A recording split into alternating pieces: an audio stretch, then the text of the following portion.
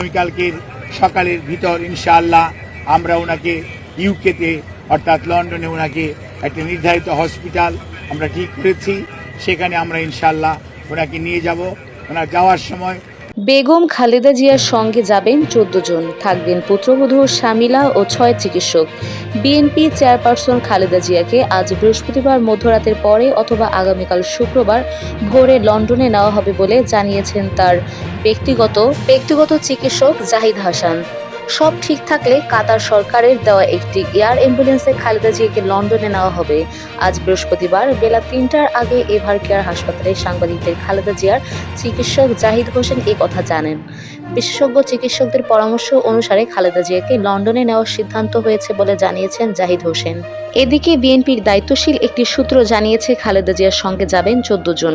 ওই সূত্র জানায় খালেদা জিয়ার সঙ্গে যে ১৪ জন যাচ্ছেন তারা হলেন খালেদা জিয়ার পুত্রবধূ সৈয়দা শামিলা রহমান, চিকিৎসক আবু জাফর মোহাম্মদ জাহিদ হোসেন, বিএনপি চেয়ারপারসনের উপদেষ্টা মোহাম্মদ এনামুল হক চৌধুরী, চিকিৎসক ফখরুদ্দিন মোহাম্মদ সিদ্দিকী, চিকিৎসক মোহাম্মদ শাহাবুদ্দিন তালুকদার, চিকিৎসক নুরুদ্দিন আহমেদ, চিকিৎসক মোহাম্মদ জাফর ইকবাল, চিকিৎসক মোহাম্মদ আল মামুন, স্পেশাল সিকিউরিটি ফোর্সের SSF Hasan, Shahriar Iqbal, special security ফোর্সের সৈয়দ শামীম মাহফুজ, ভারপ্রাপ্ত চেয়ারম্যানের সহকারী মোহাম্মদ আব্দুল হাই মল্লিক, সরকারি ব্যক্তিগত সচিব মোহাম্মদ মাসুদুর রহমান, গৃহকর্মী ফাতেমা বেগম, গৃহকর্মী রূপা শিকদার। ১২ দিন ধরে বিএনপির চেয়ারপারসন খালেদা জিয়া রাজধানীর এভার কেয়ার হাসপাতালে চিকিৎসাধীন। তার শারীরিক অবস্থা অপরিবর্তিত রয়েছে বলে জানা গেছে। তাকে নিয়ে এভার কেয়ার হাসপাতালের একটি সূত্র জানায়, অধ্যাপক শাহাবুদ্দিন তালুকদারের নেতৃত্বে দেশি বিদেশি বিশেষজ্ঞদের সমন্বয়ে গঠিত মেডিকেল বোর্ডের অধীন খালেদা জিয়ার চিকিৎসা কার্যক্রম চলছে।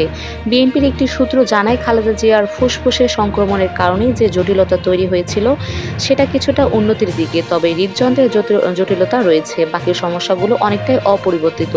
উন্নত চিকিৎসার জন্য গত জানুয়ারি মাসে লন্ডনে গিয়েছিলেন খালেদা জিয়া।